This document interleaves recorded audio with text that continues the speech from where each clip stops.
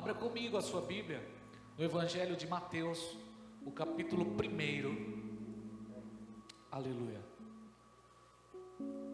Evangelho de Mateus, capítulo 1, versículo 1 em diante. Glória a Deus. Aleluia, Jesus. Sejam todos bem-vindos à casa do Senhor. Privilégio hoje partilharmos a ceia do Senhor. Glória a Deus. Diz assim a palavra a partir do verso 1: genealogia de Jesus Cristo. Livro da genealogia de Jesus Cristo, filho de Davi, filho de Abraão. Abraão gerou Isaque, Isaque gerou Jacó, Jacó gerou Judá e seus irmãos. Judá gerou Pérez e Zera de Tamar. Pérez gerou Esrom, Esrom gerou Arão, Arão gerou Aminadab, Aminadab gerou Nasson, Nasson gerou Salmão, Salmão gerou Boaz de Raabe, e Boaz gerou Obed de Ruth. Obed gerou a Jessé, Jessé gerou o rei Davi, e o rei Davi gerou a Salomão, daquela que foi mulher de Urias. Salomão gerou Roboão, Roboão gerou Abias, Abias gerou Azar, Azar gerou Josafá, Josafá gerou Jorão, Jorão gerou Uzias, Uzias gerou Jotão, Jotão gerou Acás, Acás gerou Ezequias, Ezequias gerou Manassés, Manassés gerou Amon, Amon gerou Josias, e Josias gerou Jeconias e os seus irmãos no tempo em que foram levados cativos para a Babilônia. Depois do exílio da Babilônia, Jeconias gerou Salatiel, Salatiel gerou Zorobabel, Zorobabel gerou Abiúde, Abiúde gerou Eliaquim, Eliaquim gerou Azor, Azor gerou Sadoque, Sadoque gerou Aquim, Aquim gerou Eliúde, Eliúde gerou Eleazar, e Eleazar gerou Matã, e Matã gerou Jacó. Jacó gerou José, marido de Maria, do qual nasceu Jesus, denominado o Cristo. Portanto, o total das gerações é de Abraão até Davi 14 gerações, de Davi até o exílio na Babilônia 14 gerações, e do exílio na Babilônia até Cristo 14 gerações. Amém. Feche seus olhos mais uma vez. Senhor, estamos diante da sua palavra, e ela toda é inspirada, toda a escritura é inspirada, é apta para o ensino, para a educação, para a exortação. A tua palavra, Senhor, é viva e eficaz. Ela toca, Senhor, ela tem o poder de tocar entre a alma e o espírito. Como diz o Salmo 119, verso 103, ela é doce como mel. Através dela temos entendimento e nos desviamos do caminho da falsidade. E o verso 105 diz, Senhor: lâmpada para os meus pés é a tua palavra e luz para os meus caminhos. Essa palavra, Senhor, que o Senhor declarou: examinai as escrituras, porque elas testificam ao meu respeito. Eu peço nessa noite, mais uma vez, usa a vida do pregador e fale com a sua igreja. A tua voz queremos ouvir nesta noite, em nome de Jesus. Amém. Alguns dias atrás eu ministrei aqui sobre a decadência e a destruição que faz a falta de paternidade em nossa sociedade, no Dia dos Pais. O presbítero Sandro, semana passada aqui, muito pontual, trouxe uma palavra sobre família, sobre o papel da família, a sua importância, e como uma família desestruturada traz consequências de destruição na sociedade também. O resultado disso são as tragédias que têm ocorrido em nossos dias, na nossa sociedade. Uma família que não vive na plenitude de Deus tem gerado tantas destruições. O caso da menina dos 10 anos, quem viu? Esse mês, toda vez que eu ouço alguma coisa sobre esse caso, minha alma dói. Uma menina que foi abusada. Isso só para mostrar para nós como está a nossa sociedade hoje. Esse caso veio à tona, trouxe um debate sobre aborto, aborto legal, aborto ilegal, aborto clandestino, tantos movimentos aí que lutam pela legalização do aborto. Eu fiz uma pesquisa bem rápida na internet ontem e descobri que cerca de 1 milhão, 1,5 milhão de abortos acontecem no Brasil anualmente. De 1 milhão a 1,5 milhão de abortos. Então, só para entendermos a decadência que estamos vivendo na nossa sociedade, no tempo que estamos, nos dias de hoje. Mas nós que somos cristãos, quem é cristão aqui? O cristão aqui, nós somos a favor da vida, amém, irmãos? Amém? Nós somos pró-vida, nós não apoiamos o aborto. Eu estava lendo uma Bíblia que eu tenho no caminhão de estudo, e teve uma reflexão ali que me chamou a atenção, e eu quero compartilhar com os irmãos aqui na introdução desse sermão. Presta atenção. Primeiro caso, um pregador e sua esposa são muito pobres e vivem em extrema pobreza. Ele já tem 14 filhos, e a mulher acabou de descobrir que está grávida, e ela está à espera do 15º filho. Ela está esperando o 15º filho. Muito pobre, população imensa. Considerando essa situação, excesso de população, você recomendaria o aborto para esse casal? Segundo caso, o pai tem pneumonia, a mãe tuberculose. Dos 4 filhos que tiveram o casal, o primeiro nasceu cego, o segundo morreu, o terceiro é surdo, o quarto tem tuberculose. E ela descobre que está grávida novamente do 5º filho. Em face dessa situação aqui, você aconselharia a realização do aborto?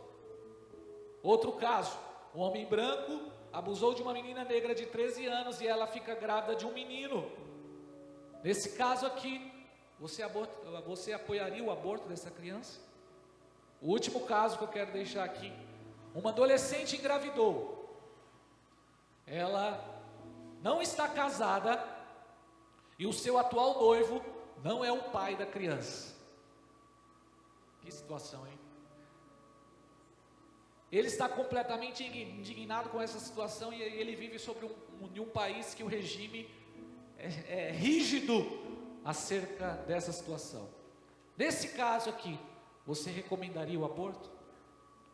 No primeiro caso, se você tivesse dito sim, você estava recomendando a morte de John Wesley, o maior evangelista do século XVIII. No segundo caso, se você tivesse apoiado o aborto, você teria ajudado a assassinar o grande músico e compositor alemão Beethoven. No terceiro caso, se você tivesse sugerido tirar a vida dessa criança que foi abusada, uma menina de 13 anos, negra, você teria assassinado o famoso cantor negro da música gospel, chamado Ethel Watts. E no último caso, se você tivesse respondido sim para essa adolescente que ficou grávida, não estando casada, você teria sentenciado à morte, nada mais, nada menos do que o filho da Maria, Jesus de Nazaré. O Salmo 139 diz, verso 14: graças te dou pela maneira extraordinária que fui criado, pois tu és tremendo e maravilhoso. Sim, minha vida, minha alma sabe muito bem. Os meus ossos não estavam encobertos quando fui formado, ocultamente tecido nas profundezas da terra. Verso 16: teus olhos viam o meu embrião, e em teu livro foram registrados todos os meus dias, antes mesmo que um só deles existisse. Deus é o autor da vida. E Ele é o dono da vida, e Ele é capaz de tirar, irmãos, das piores e mais dolorosas tragédias e maldições, poderosas e mais lindas histórias. Por isso que eu fiz questão de ler aqui sobre a genealogia de Jesus Cristo. Quando nós lemos aqui o capítulo 1 de Mateus, que fala sobre os descendentes de Jesus. Mateus, ele está mostrando aqui que Jesus é um judeu autêntico, que Jesus, o seu nome humano, mas ele é divino, ele é o Cristo, ele foi prometido pelas Escrituras, Jesus ungido. E ele fala da descendência de Jesus, ele é filho de Abraão, ele é filho de Davi, ele foi prometido pelas Escrituras. Mas quando nós olhamos aqui na genealogia de Jesus, dos parentes de Jesus, dos descendentes de Jesus, nós temos uma primeira impressão e nós pensamos que essas pessoas que estão aqui são pessoas que viveram uma vida boa, que foram referência. Nós temos a ideia aqui que essas pessoas que foram escolhidas para gerar o Salvador do mundo, o Messias, o prometido, o Filho de Deus, foram pessoas puras. Nós temos a ideia, nós achamos que essas pessoas foram pessoas que viveram uma vida de exemplo, que viveram uma vida de referência, mas quando você e eu fazemos uma análise mais profunda em alguns personagens aqui, nós vamos descobrir que não foi assim como parece. Vamos ver aqui que parece meio contraditório, parece meio fora do contexto, até difícil de acreditar que essas pessoas que estão aqui foram parentes de Jesus. Vamos começar aqui falando dos patriarcas. O verso 2 diz: Abraão, Isaque e Jacó. Esses três homens de Deus, eles fazem parte da genealogia de Jesus, foram escolhidos para gerar o Salvador, mas os três tiveram um grande problema com a mentira. Os três tinham um problema, deficiência no seu caráter, não conseguiram lidar com a situação e mentiram. Os três foram levados pela mentira e estão aqui na genealogia de Jesus. Aqui também na genealogia de Jesus, a partir do verso 3, olha comigo por favor, a Bíblia vai citar 4 mulheres, e uma observação aqui, é difícil você ver mulheres sendo citadas nas genealogias judaicas, porque as mulheres não eram contadas, mas na genealogia de Jesus, as mulheres são importantes. A primeira mulher que fala aqui, que eu quero citar, das 4, a primeira se chama Tamar. Olha aí o verso 3. Judá gerou de Tamar 2 filhos, Pérez e Zera, gêmeos. Judá e Tamar. Olhando, aparentemente parece um casal, mas não é um casal. Quem foi Tamar, pastor? Esse nome tão lindo, Tamar. Tamar, irmãos, ela enganou o seu próprio sogro Judá e coabitou com ele. Ela enganou o seu sogro, fez uma trama, enganou o seu sogro, se deitou com o seu sogro e gerou esses 2 filhos, um casal de gêmeos, porque dentro do contexto da sua história, ela precisava gerar, estava desesperada, o seu sogro iria matar porque os seus filhos morreram, mas ela armou esse plano e coabitou com o seu próprio sogro. E ela está aqui na genealogia de Jesus. Outra mulher que aparece aqui, pastores, está no verso 5, Raabe. Nome lindo, né? Quem foi Raabe, pastor? Raabe foi uma prostituta em Jericó. Foi ela que apoiou os 2 espias quando foram enviados para a cidade. Uma prostituta, ou uma mulher prostituta de Jericó. Jesus é herdeiro do sangue de uma prostituta. Terceira mulher, que a Bíblia nos fala aqui no próprio verso 5, uma jovem chamada Ruth. Apesar de ser uma jovem digna, fiel, que apoiava a sua sogra Noemi, ela era moabita. E quem foi Moabe? Moabe foi filho de Ló.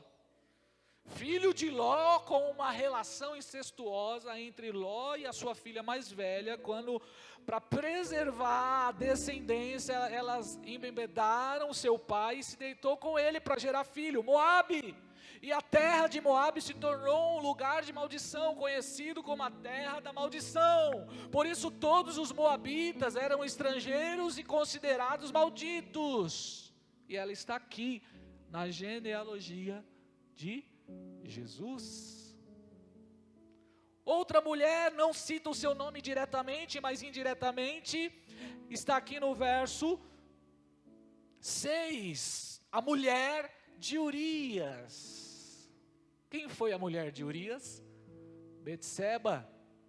Quem lembra dessa trágica história na vida de Davi, quando ele adulterou com essa mulher, a mulher de Urias, ele assassinou o marido,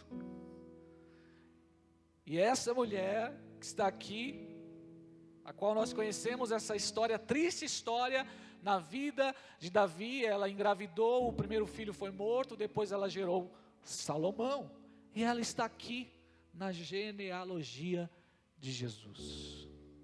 Por que a Bíblia não escondeu essas pessoas, pastor? Que vergonha! Alguns de nós temos sempre em nossa família algum parente que nos traz vergonha. Sempre tem aquela história da ovelha negra da família, aquele que traz escândalo, vergonha, aquele que a gente muitas vezes menospreza, aquele nosso parente. E por que a Bíblia não fez questão de esconder essas pessoas? Vamos ver alguns homens aqui. A Bíblia cita aqui na genealogia de Jesus homens que foram muito violentos, começando com o próprio Davi. Davi não pôde construir o templo, ele foi proibido de construir o templo, porque ele tinha mãos manchadas de sangue. Davi era violento, um homem que assassinou pessoas, mas ele está aqui na genealogia de Jesus.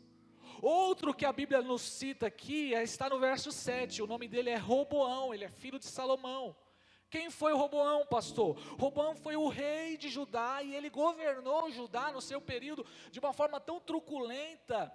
Ele dividiu o reino. Israel era 12 tribos e por causa de Roboão houve uma divisão entre 10 tribos sul e 10 tribos norte e 2 tribos no sul. Por que houve essa divisão? Porque ele era tão ganancioso que ele não aceitou diminuir os impostos que exploravam o povo, e por conta disso Israel se dividiu. Roboão, reino se dividiu norte e sul, homem violento. Outro que a Bíblia cita aqui, chama-se Acás. Quem foi Acás, pastor? Esse homem foi considerado feiticeiro, ele ofereceu seus filhos como sacrifício aos ídolos. Ele perseguiu seu próprio povo, e ele está aqui na genealogia de Jesus. Outro que a Bíblia cita aqui é Manassés. Meu Deus, Manassés. Manassés reinou 55 anos em Israel, e foi o rei mais violento. Ele encheu Jerusalém de sangue, ele trouxe idolatria, ele sacrificou seus filhos aos deuses. Esse homem foi o considerado pior rei de Israel, e ele está aqui na genealogia de Jesus. A história diz que foi Manassés que mandou cortar no meio, serrar ao meio o profeta Isaías. Outra pessoa que cita aqui, temos aqui Salomão. Apesar de Salomão ser um homem sábio, meu irmão, Salomão teve 700 princesas, casamentos políticos e econômicos, e por conta disso ele se rendeu à idolatria, aos deuses dessas 700 mulheres. Apesar de ser um homem sábio, que escreveu 3 livros, porém foi idólatra também, se rendeu à idolatria. Então nós temos aqui Acás, Manassés, Roboão, Salomão. Nós temos aqui Tamar, Raabe. Homens e mulheres que não viveram, que não foram exemplos nas suas vidas, e estão aqui na genealogia de Jesus. E por que isso, pastor? E Deus falou comigo. Sabe por que essas pessoas estão aqui?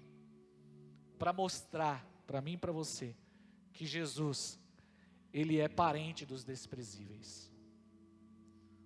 Que Ele veio para se identificar com os caídos, com os fracos, com os amaldiçoados, com os mentirosos. Ele veio para salvar o que se estava perdido. Ele não veio para os sãos, mas Ele veio para os doentes. Ele veio para se identificar conosco em nosso pecado.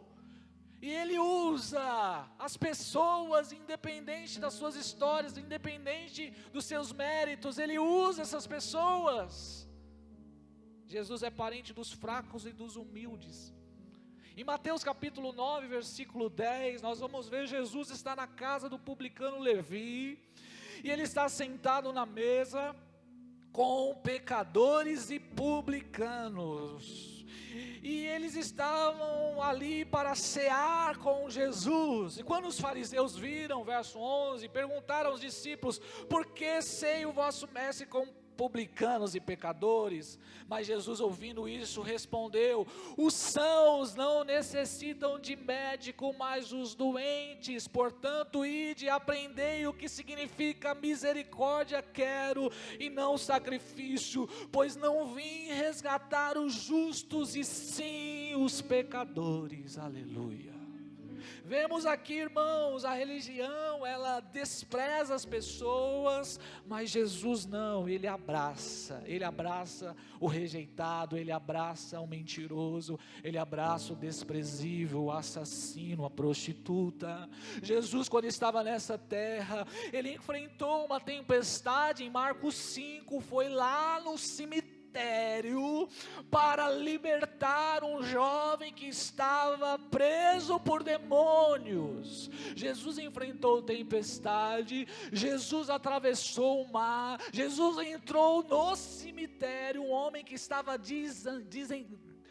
destruído por demônios, desenganado pela sociedade, mas Jesus foi lá para abraçar aquele jovem, para libertar aquele jovem, porque Jesus se compadece dos perdidos. A Bíblia diz que Jesus, Ele tocou em um leproso. Mateus 8, irmãos. O leproso era aquele que era rejeitado, o leproso ele ficava à margem, o leproso era chamado de impuro, ele não era bem-vindo em qualquer ambiente. Jesus desceu do monte, logo quando aquele homem chega diante de Jesus, os discípulos gritam: um leproso, afaste. Jesus não, Jesus se aproximou dele, porque esse homem adorou Jesus, esse homem se prostrou diante de Jesus e disse: mestre, se tu quiseres, tu podes me purificar. Sabe qual foi a resposta de Jesus para ele? Eu quero. E Jesus tocou no leproso e purificou aquele homem. Louvado seja o nome do Senhor Jesus. Diz a palavra de Deus em João capítulo 4, Jesus, Ele está andando da Judeia para a Galileia, da Galileia para a Judeia, e Ele reúne seus discípulos. Ele diz: ei, é necessário ir lá em Samaria. Eu tenho um encontro, eu tenho uma agenda. E Jesus é assim, irmãos. Jesus tem uma agenda de encontros. Jesus marcou um encontro em Samaria. Os discípulos não sabiam de nada. Jesus está indo lá em Samaria, não é por uma multidão. Ele está indo por conta de uma mulher samaritana. Uma mulher que casou 5 vezes, 5 divórcios. Essa mulher sabia o que era divórcio. Se você quiser saber sobre divórcio, procura a mulher samaritana, porque ela vai explicar para você como se faz. Uma mulher desprezada, uma mulher que está em crise, que está indo lá para o poço, no Monte Gerizim, meio-dia, o poço de Jacó, para tirar água, aquele horário, sol de 40 graus, porque ela já estava cansada de dar explicação da sua vida para os outros. As mulheres iam pela manhã por conta do sol, mas quantas vezes ela foi, quantas piadinhas ela ouviu, quantas histórias ela ouviu ali, e ela já estava cansada, ela era desprezada, ela chegava nos ambientes, ela era rejeitada, e ela estava com um homem que não era nem o seu marido. E Jesus de Nazaré, o Filho de Deus ungido, marcou um encontro com aquela mulher. Quando chegou no poço, ele disse para os seus discípulos: vão para a cidade, vão para Siquém, desce lá na cidade, atrás de alguma coisa. E está lá os discípulos, pegou o cartão e foram comprar alguma coisa para se alimentar. Creio eu, 12 pessoas para comprar alimento, irmãos. Mas é porque Jesus queria ficar a sós com aquela mulher. Jesus é assim, irmãos. A agenda de Jesus é assim. A agenda de Jesus é assim. O encontro que Jesus tem é assim. Ninguém espera. Aquela mulher não esperava. Aquela mulher nem sabia que aquele dia seria o dia da mudança da vida dela. E foi assim na minha vida e na sua vida também. Jesus entrou na nossa história, marcou um encontro conosco, nós não esperávamos, e Ele foi lá, e tocou na nossa vida, aleluia. Quantos foram tocados por Jesus aqui? Oh glória. Quando aquela mulher chega diante de Jesus, Jesus começa o diálogo com ela e diz para ela: moça, dona, aproveita que você está com o cântaro aí, tem como me dar um copo d'água? Ela era maliciosa, ela sabia lidar com os homens. Ela olhou para aquele nazareno e falou: você, galileu, judeu, vem conversar comigo sozinho? Que papo é esse? Eu, mulher samaritana? Aí Jesus olhou para ela e disse: ei mulher, se você conhecesse o presente de Deus para você hoje, o dom de Deus que está disponível para você, se você souber quem é que está aqui, você pediria, eu te daria uma água que iria matar a sede da sua alma, e você nunca mais teria sede. Ao contrário, essa água se tornaria dentro de você uma fonte para jorrar para a vida eterna. E ela olha para Jesus e diz assim: ei, onde você tem essa água? Você é maior que nosso pai Jacó, que nos deixou esse poço aqui. Essa mulher samaritana, ela conhecia das leis. Os samaritanos e os judeus, eles eram inimigos. Era São Paulo e Coríntia, Palmeiras e Corinthians. Isso aconteceu lá por causa de Roboão. Houve a divisão do reino, reino do norte, reino do sul, e os irmãos se dividiram. Samaria virou a capital do reino do norte, e por conta ali de misturas com outros povos, os samaritanos se tornaram estrangeiros, rejeitados pelos seus irmãos judeus. Então nos dias de Jesus havia ali um conflito entre eles, havia ali um desacordo entre eles. Um samaritano não poderia entrar no templo lá para adorar. O máximo que ele poderia fazer é chegar lá no pátio dos gentios, junto com as mulheres, os estrangeiros. O máximo que eles poderiam se aproximar, e por conta disso eles criaram a sua própria religião. Lá no Monte Gerizim, ali onde Abraão, ele levantou o primeiro altar, então ali eles criaram um templo, ali eles tinham um sacerdote, ali eles adoravam. Então havia esse conflito entre eles. Por isso que essa mulher chega diante de Jesus e diz: você é judeu, eu sou samaritana. E Jesus fala: ei mulher, ei dona, se você souber quem é que está aqui, você pediria água viva, eu mataria a sede da sua alma se você conhecer o presente que Deus tem para você. E ela olha para Jesus e diz assim: presente? Mas você é maior que o nosso pai Jacó? Vocês, judeus, dizem que é lá em Jerusalém, lá no monte Moriá, onde foi edificado o templo, lá no mesmo monte que Abraão sacrificou Isaac, foi onde Salomão criou o primeiro templo, foi onde esse templo foi destruído, foi reconstruído na época do cativeiro babilônico, e foi reformado nos dias de Jesus por Herodes. Lá nesse monte, lá em Jerusalém, vocês dizem que é lá o local certo para adorar, e nós, samaritanos, nós dizemos que aqui em Monte Gerizim o local certo. Aí Jesus diz: de fato a salvação é dos judeus, mas deixa eu te dar uma boa notícia, dona. Chegou a hora, chegou o momento, e agora é esse momento em que os verdadeiros adoradores adorarão o Pai em espírito e em verdade. Sabe o que Jesus estava falando para ela? Nós temos a ideia de adoração, louvor, culto, estar congregando.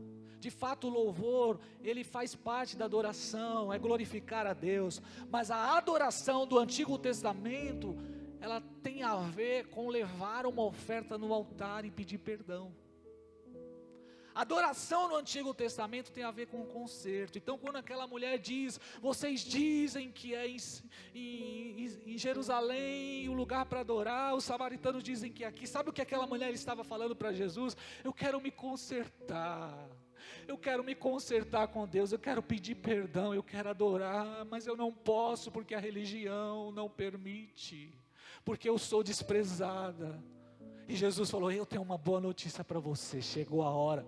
A hora é chegada, a hora vem em que os verdadeiros adoradores adorarão o Pai em espírito e em verdade, porque Deus é espírito. Ei, irmão, ali naquele momento Jesus abriu a porta da graça para os estrangeiros, para os samaritanos, para todos os povos. Jesus estava se revelando, declarando para eles, vocês não precisam mais de um cordeiro, vocês não precisam mais de um local sagrado, vocês não precisam mais de um sacerdote, vocês não precisam mais subir no monte, vocês apenas precisam adorar a Deus em espírito e em verdade. Aleluia, louvado seja Deus. É por isso, irmão, que quando você está lá na sua casa lavando a sua louça e você coloca um louvor e daqui a pouco o ambiente é tomado, a presença de Deus vem sobre aquele lugar e você começa a chorar, porque Deus é espírito, Ele não está preso a um templo. É por isso que quando você está no carro, você põe o louvor e você começa a louvar a Deus, a presença de Deus vem gloriosa, porque Deus é Espírito. Você não precisa ir em Jerusalém, você não precisa pegar um avião durante 14 horas para ir até Jerusalém para se encontrar com Deus, não. Você pode se encontrar com Deus hoje aqui no culto, lá na sua casa, no seu carro, no seu trabalho, no trem, em qualquer lugar, porque Deus é Espírito, aleluia. Deus é Espírito. E por que nós não aproveitamos isso? E por que nós não desfrutamos disso? Essa mulher recebeu um presente maravilhoso. Jesus estava falando para ela ali, mulher, você não precisa mais de um cordeiro. Vejo que tu és profeta. E Jesus falou, vai e busca seu marido. Ela falou, eu não tenho marido. E Jesus falou, eu sei que você não tem marido. Você tem 5, já teve 5. E esse que você está não é seu. E ela se rende e diz, tu és profeta. Eu estou esperando o Messias. E quando o Messias chegar, ele vai colocar as coisas no lugar. Aí Jesus, imagina Jesus sorrindo para ela e diz, eu sou o Messias. Eu sou o que falo contigo. Eu cheguei, eu estou aqui. Jesus se revelou como Messias para uma mulher. Se não bastasse uma mulher samaritana. E se não bastasse ser samaritano, divorciou 5 vezes. Não se revelou ao sumo sacerdote, não se revelou ao templo, mas se revelou a uma mulher. Por quê? Porque Jesus ama os desprezíveis. Porque Ele veio salvar e se revelar aos pecadores, aos caídos, aos mentirosos, aos amaldiçoados, aqueles que foram desenganados pela sociedade. É por isso que aquela mulher se alegrou. Não precisa mais de cordeiro, não. Eu sou o cordeiro que tira o pecado do mundo. Ei, irmão, para se chegar a Deus na antiga aliança, tinha um processo muito dolorido. Você tinha que ir ao templo, você tinha que chegar diante dos levitas, você não poderia entrar ali sem um animal, você tinha que levar um animal, um cordeiro. Esse cordeiro era colocado em um altar de pedra, não um altar como o nosso altar aqui. O altar é um altar de pedra. Ele era colocado ali, o sacerdote, o levita via e cortava e degolava aquele animal, o sangue daquele animal se derramava, e naquele momento você colocava a sua mão em direção à cabeça daquele cordeiro, então você transferia as suas culpas para aquele cordeiro. O sumo sacerdote te liberava provisoriamente por aquela oferta entregue pregada ali para chegar a Deus, para pedir perdão, para ter encontro com Deus. Era necessário passar por tudo isso, mas depois de Jesus Cristo não precisa de mais nada disso, não precisa de nada disso. Nós não precisamos de sumo sacerdote, nós não precisamos de animal, nós não precisamos ir a um local, basta você buscar a Ele em espírito e em verdade. Maravilhoso isso. Eu estou tendo uma experiência tão poderosa com Deus, com a oração, irmão. Depois que estamos falando sobre as disciplinas espirituais, eu estou conversando com Deus a todo momento. Isso traz alívio. Você não fica mais preocupado, ansioso. Sabe por que temos muita ansiedade? Falta-nos oração. Porque quando você falar com Ele, Ele vai acalmar seu coração. Quando você está preocupado com seu filho, com as suas finanças, você entrega para Ele. Você ora, Ele acalma o seu coração. Maravilhoso, você tem a presença de Deus disponível para você. Aquela mulher ficou tão feliz e foi lá para a cidade. Correu para a cidade, feliz. Enquanto ela está indo, os discípulos estão voltando, cheio de sacola na mão. Comprou um monte de coisa. E ela está feliz, porque ela recebeu o dom, o presente. Ela recebeu perdão, restauração, ela foi curada. Ela foi liberta, ela foi salva por Jesus. Então ela vai até a cidade e ela começa a dizer para todo mundo: eu encontrei Jesus, vinde, venham ouvir, ouçam o que Ele falou. Ele disse: a minha vida toda não serão porventura Ele o Messias. Quando aqueles homens chegaram ali diante de Jesus, eles ficaram maravilhados, não só por conta do testemunho daquela mulher, mas pelas palavras de Jesus Cristo. E diz a palavra lá em João capítulo 4, nos finais dos versículos, que samaritanos creram em Jesus, aleluia. E eu faço uma pergunta para você: qual é o grupo que você quer fazer parte, irmãos? Os que estão cheios de sacola, com pão, só comprando, que não entenderam nada, ou uma mulher que entendeu o Messias, que entendeu que foi curada, que foi restaurada, e que está indo na cidade buscar pessoas?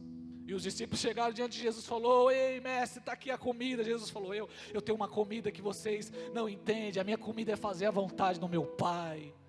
Qual grupo nós vamos fazer parte, irmãos? Daqueles que estão cheios de compras, de sacola, como os discípulos, ou de uma mulher que entendeu que foi curada, restaurada e que está indo em busca de pessoas para levar essas pessoas a Jesus?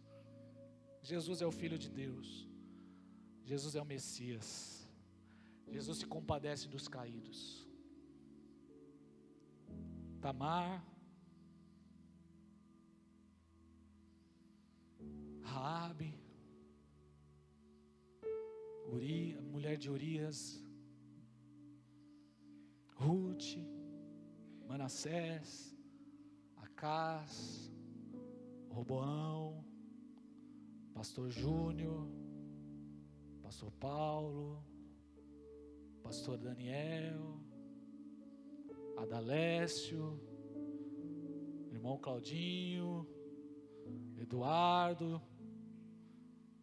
pessoas desprezíveis, amaldiçoadas, mentirosos, assassinos, prostitutas, mas que tiveram um encontro com Jesus de Nazaré,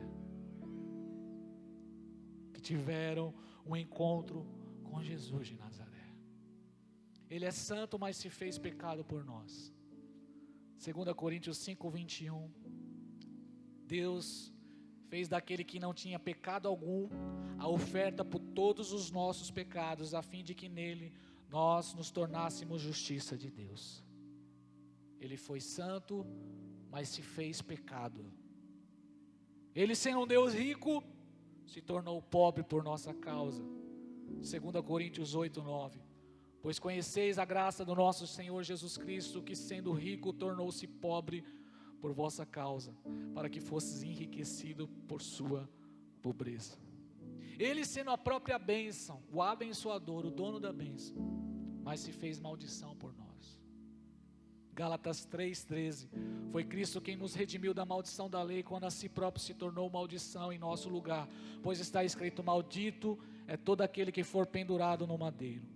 Ele, o dono da história, entra na nossa história para mudar a nossa história. Deus não te aceita como você é, mas Ele te recebe como você está para mudar a sua vida. Vou repetir isso. Deus não te aceita como você é, mas Ele te recebe como você está para mudar a sua história, para transformar a sua vida. Ele, o autor da vida, entregou a sua própria vida para resgatar você e eu da morte e do pecado. Então eu estou aqui nesta noite para dizer para você que não há maldição, não há tragédia, não há caos, não tem histórico familiar, não há circunstância que Deus não possa interferir e mudar. O mundo desenganou, as ciências do mundo dizem que o comportamento do humano não tem jeito. Segundo a sociologia, você é o que você vive, as pessoas que você está no seu contexto, você é o resultado. Tudo que você é depende do lugar que você está, tudo que você é consequência do ambiente que você está. Segundo a psicologia, você é o resultado das suas experiências que você viveu desde a infância, traumas que você viveu. Então por isso você é isso. A genética diz que nós herdamos o DNA dos nossos pais. Mas não tem maldição, não tem tragédia, não tem circunstância que Deus não possa mudar, irmão. Se Ele entrar na sua vida, Ele é especialista em pegar histórias frustradas e transformar essas histórias em grandes milagres. Louvado seja Deus. Então não tem desculpa para você que se sente excluído, que se sente rejeitado, que se sente à margem, que viveu uma vida de destruição na sua infância, que não teve uma família ideal, que viveu no vício, na droga, na prostituição. Não importa o tamanho do poço de lama que você entrou, Jesus Cristo de Nazaré pode tirar você e libertar a sua vida. Não se sinta excluído, essa mesa é para você. Estamos aqui para cear, porque Ele senta na mesa com publicanos e pecadores. Ele é especialista. Por isso eu convido você nessa noite a entregar sua vida para Jesus de Nazaré de verdade. Deixar de lado essas frustrações, esses traumas que você carrega, essas sentenças que o mundo lançou sobre a sua vida, e deixar Jesus mudar a sua história. O sangue de Jesus Cristo nos purifica de todo pecado. Fica de pé em nome de Jesus.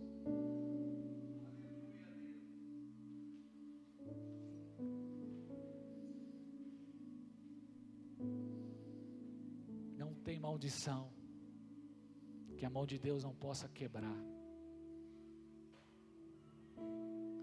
Pastor, mas eu fui abusado. Pastor, você não sabe o que aconteceu na minha infância. Pastor, mas eu me mergulhei no vício.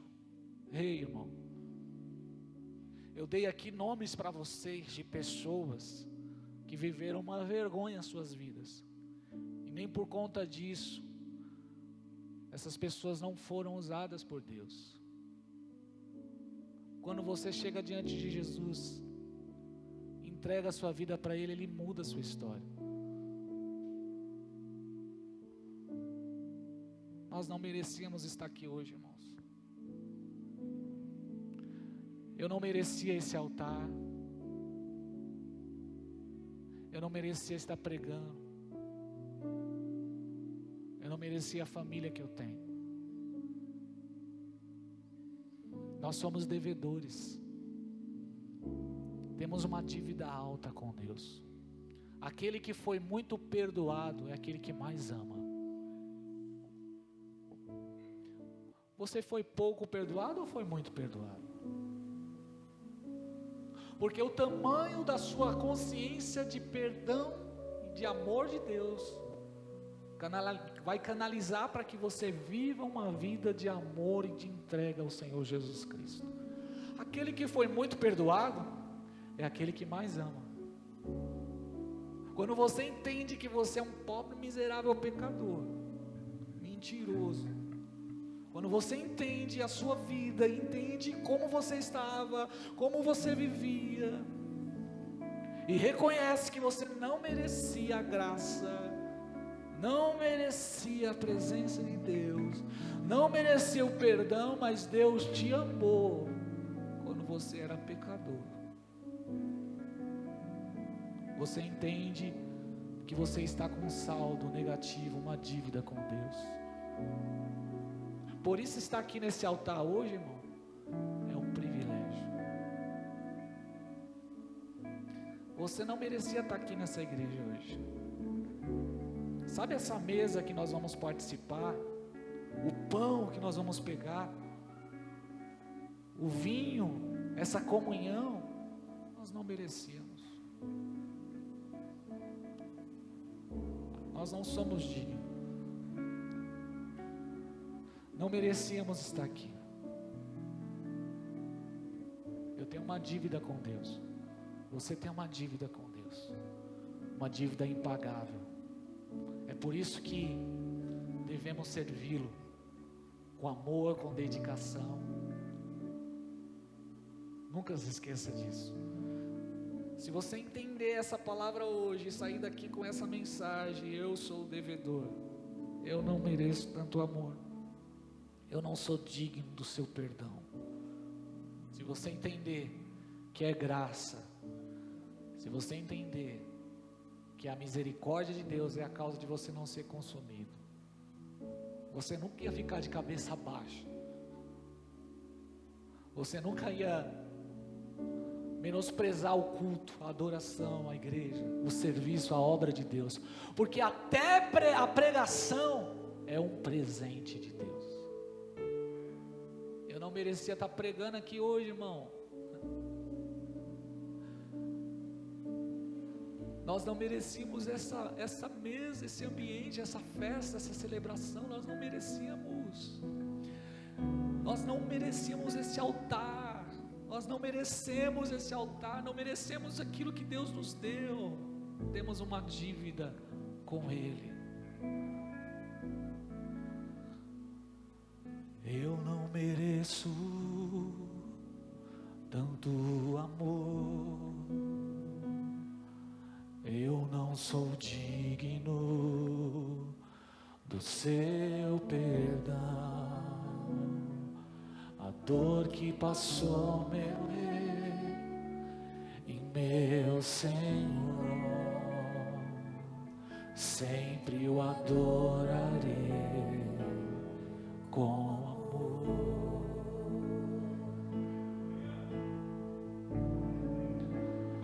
Filho do homem, me libertou. Samaritano, leproso, verdadeiramente endemoniado, viciado, posso erguer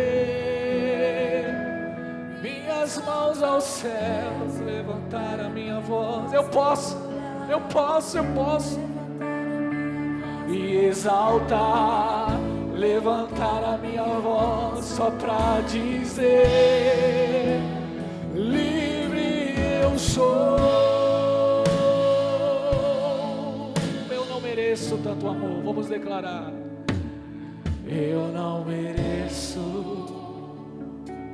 tanto amor. Não mereço.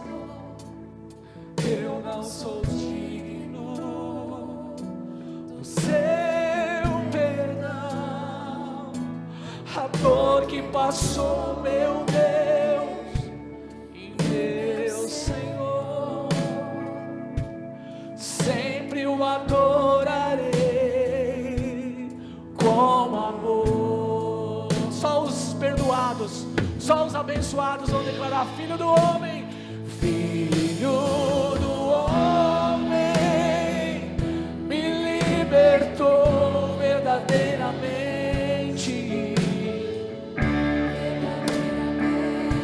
Posso erguer minhas mãos. Quem pode? Quem pode? Quem pode? Minhas mãos aos céus,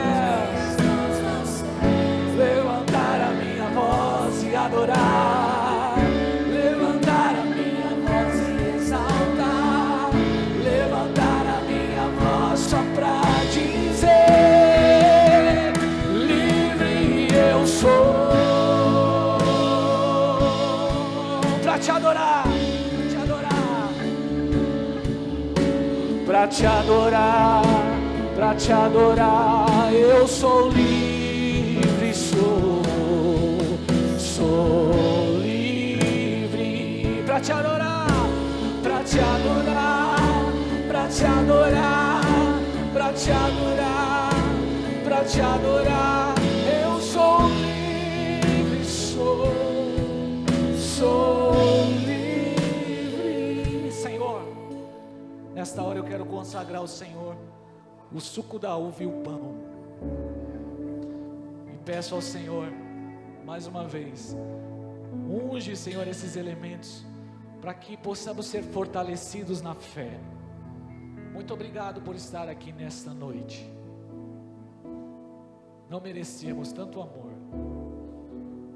Como Mefibosete, Senhor, estávamos em Lodebar, na terra da maldição, desenganado. Mas o rei mandou nos chamar. Aleluia. O rei foi lá e nos encontrou. Estávamos como uma ovelha perdida, machucada, ferida, mas o bom pastor foi lá nos resgatar. Obrigado por essa mesa. Obrigado por essa tão grande salvação. Obrigado por essa comunhão, Jesus. Obrigado pela cruz. Obrigado, Jesus. Pobres pecadores, salvos, limpos, sarados.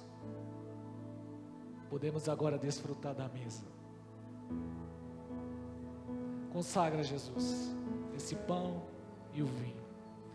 E ao partilharmos nessa noite, possamos ser fortalecidos na fé, em nome de Jesus. Pastor André, Elô, Claudinho, Mari, vamos partilhar com os irmãos em nome de Jesus. Enquanto isso, adora, busque ao Senhor. Você que é batizado nas águas, amém? Glória a Deus.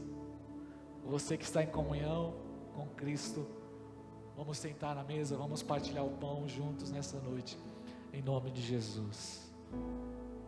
Mais uma vez. Eu não mereço tanto amor, eu não sou digno do seu perdão.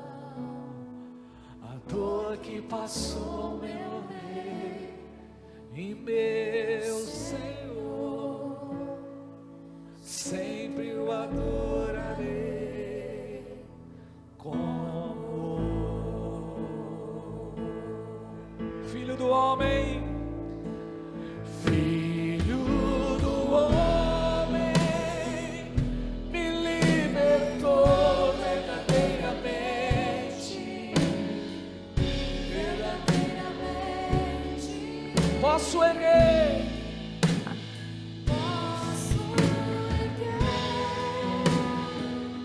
minhas mãos aos céus, levantar a minha voz e adorar. aleluia,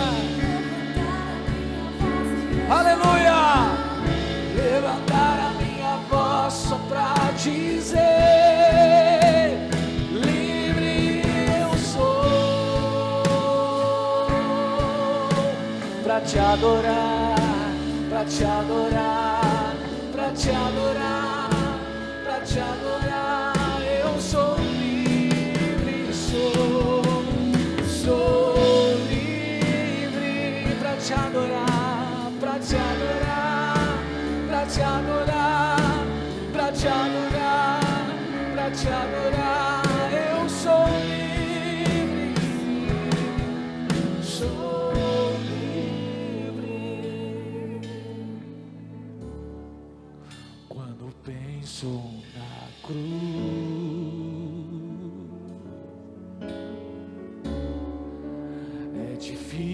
posso entender como pode um Deus, como pode um Deus, aleluia, por amor se render. O que posso dizer? O que posso dizer?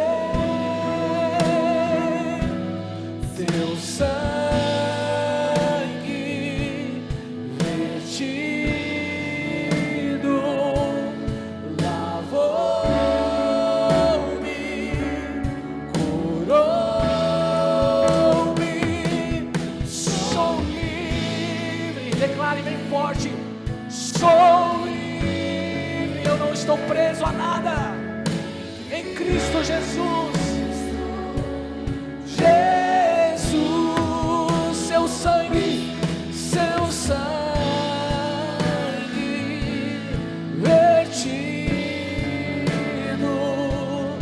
lavou-me, curou-me, sou livre, sou livre, sou livre em Cristo Jesus. Ó que sangue, ó que sangue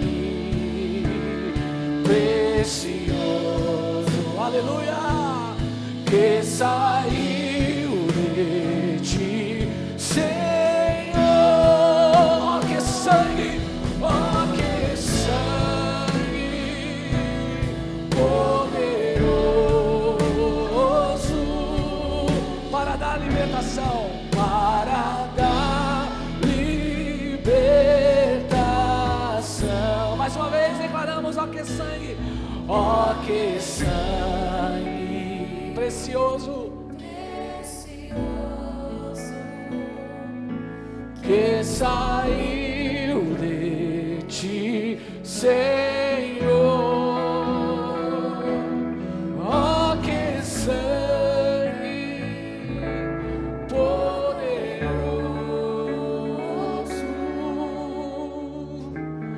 para dar libertação.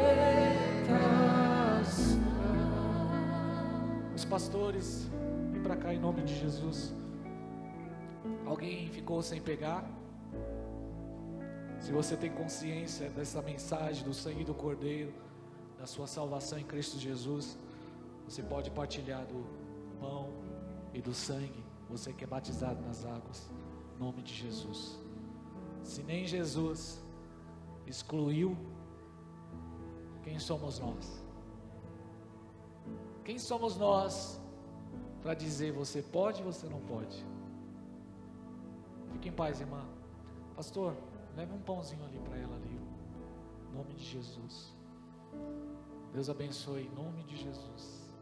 Você não merecia esse pão, viu? Você não merecia esse cálice, mas é a graça de Deus. É graça, irmão. Por isso somos gratos a Deus, amém? Privilégio estarmos partilhando hoje aqui da ceia do Senhor, em nome de Jesus. Pode vir para cá, os irmãos. Comunhão, amém? Comunhão.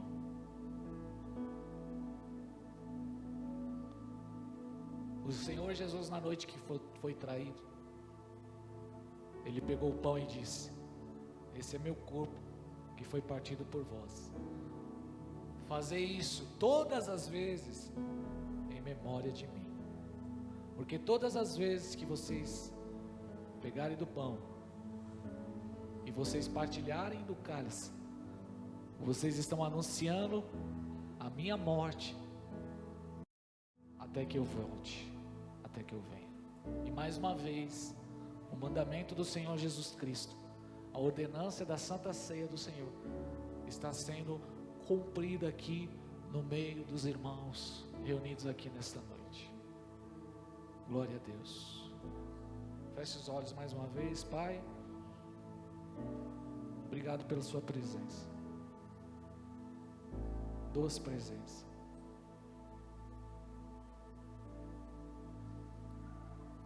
Aleluia, Jesus. Aleluia, Jesus.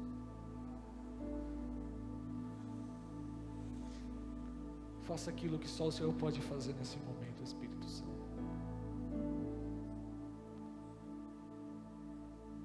Cura e restaura, Senhor. Fortalece. Os que estão frios espiritualmente sejam cheios do seu Espírito. Os que estão desanimados sejam animados. Os que estão feridos sejam curados. Porque o Senhor é o mesmo ontem, hoje e eternamente. Eu profetizo cura de Deus neste lugar, em nome de Jesus Cristo, em nome de Jesus Cristo, amém. Vamos partilhar? Coma do pão, beba do cálice, para a glória do Senhor.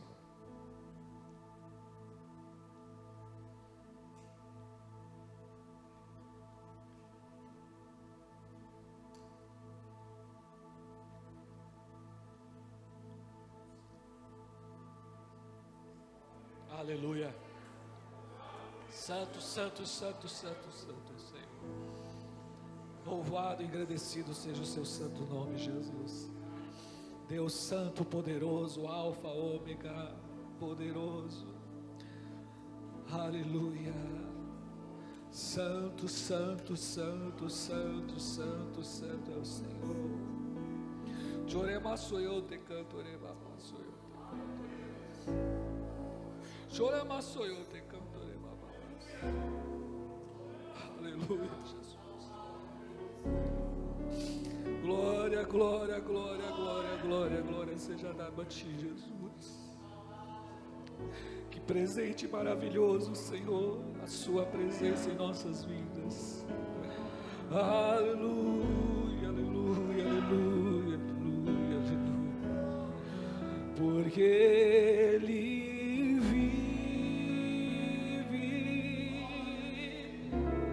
posso crer no amanhã, porque Ele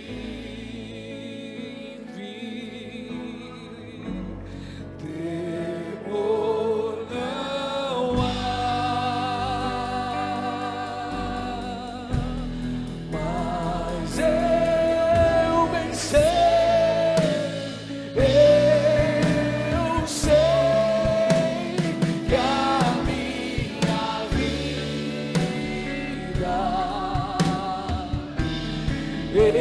Está nas mãos do meu Jesus, que vive está, porque Ele vive, porque Ele vive. Chorama sou eu, te cantorei, babá.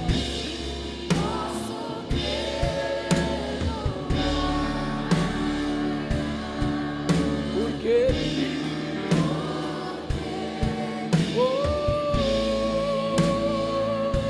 temor não há. Declare, mas eu venci.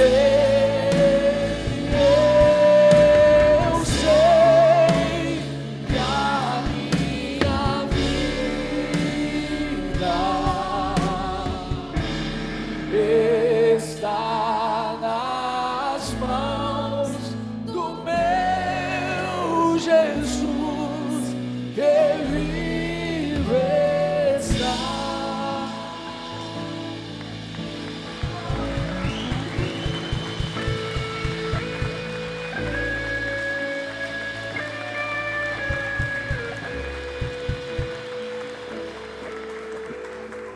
Aleluia, Jesus. Fica firme, irmão. Fica firme em nome de Jesus. Você pode olhar para 3 pessoas e dizer: fica firme. Fica firme. Fala para essa pessoa: não desista. Não desista. Amém? Vale a pena permanecer. Estamos em jejum durante 21 dias, amém? Glória a Deus, quem está na fé? Oh glória! Próximo domingo você traz a sua carta. Próximo domingo já é dia 6, né? Você traz a sua carta, faz uma carta para Deus, irmão. Faz um pedido na fé, amém? Quantos aqui precisam de milagres de Deus? Levanta a mão. Não, quem precisa de um milagre de Deus? Irmão, é a hora de você colocar causa na justiça, sonho, desejo da sua casa própria, projetos que você tem que estava guardado na gaveta durante anos, coloca diante de Deus, que nós vamos orar, apresentando a Deus no dia 7 lá em Brasília, e o Deus de ontem, o Deus de hoje, o Deus que é sempre Deus, vai manifestar na sua vida um milagre. Quem crê nisso em nome de Jesus? Quer casar, irmão? Oh Jesus, eu quero casar. Irmão, quando eu fui casar, foi 7 semanas de oração. Eu nem namorei, já fiquei noivo com a minha esposa, colocamos aliança na confirmação. No último dia da campanha, nós estávamos lá em oração. A Sheila está ali, ela sabe disso. Estávamos ainda em dúvida, será que é de Deus, será que não é de Deus, será que Deus está no controle? De repente, entra na sala da minha casa um profeta marchando. Oh glória! Pastor Josué estava lá na casa dele jantando. Ele não era nem pastor ainda, estava lá na casa dele jantando, Gabi. E Deus falou para ele: vai lá, fala lá para os meus filhos que eu estou nesse negócio. Quem crê nisso, irmão? Está lá eu e a Sheila. Oh Jesus, recebe, Pai, aleluia. Oh Jesus, eu sou apaixonado, Senhor, mas o Senhor está no controle. Aí o profeta chegou lá: ei, pastor Júnior, não era nem pastor, negão, Deus mandou dizer para você, que Ele está nesse negócio aí, que Ele está nessa aliança, em nome de Jesus. E já tem 16 anos, para a glória do Senhor. Eu tenho ali uma semana que vem, dia 5, oh glória. Nós vamos para as ilhas gregas, nós vamos lá para a Grécia, pela fé, para a Grécia do Ceará. 16 anos, propósito, coloca diante de Deus: pastor, eu quero casar, pastor, eu quero uma serva de Deus do meu lado, eu quero um milagre como foi na vida do pastor André. Se Deus fez na vida do pastor André, mano, Deus pode fazer na sua vida, servo de Deus, aleluia, glória. Deus fez na vida do Bruno ali, ó, levanta a mão aí, Bruno. Não merecia, Bruno, mas Jesus foi bom para com você. Pastor Daniel, 39 anos, oh glória, ainda manda mensagens picantes para a esposa. Direto ele manda umas mensagens picantes para a esposa. Esse dia eu mandei umas mensagens picantes para a Sheila. Isso aqui é comunhão também, viu, irmão? Mandei umas mensagens picantes para a Sheila. Mandei um escorpião, mandei uma serpente, mandei vários. Oh glória a Deus. Quem pode dar uma glória a Deus aí, irmão? Jesus é a nossa alegria, amém? Uma semana abençoada para você em nome de Jesus. Deus está no controle, amém? Fique em paz.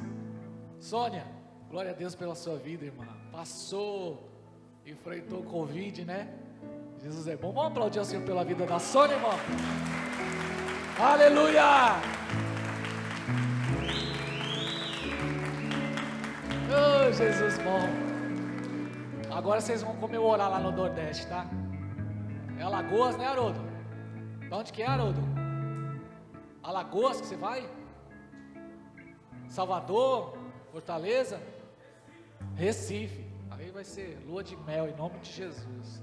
Oh glória. Levanta sua mão para o alto. Se Deus é por nós, o Senhor é meu pastor, posso todas as coisas, mas graças a Deus que nos dá vitória por nosso Senhor e Salvador Jesus Cristo. Que a graça de nosso Senhor e Salvador Jesus Cristo Que o amor de Deus e que a comunhão do Espírito Santo esteja sobre você hoje e para todo sempre. Quem crê, diga! Deus abençoe. Uma ótima semana para você. Terça-feira, culto de libertação. Amém? Deus abençoe em nome de Jesus. Quinta-feira, disciplinas espirituais.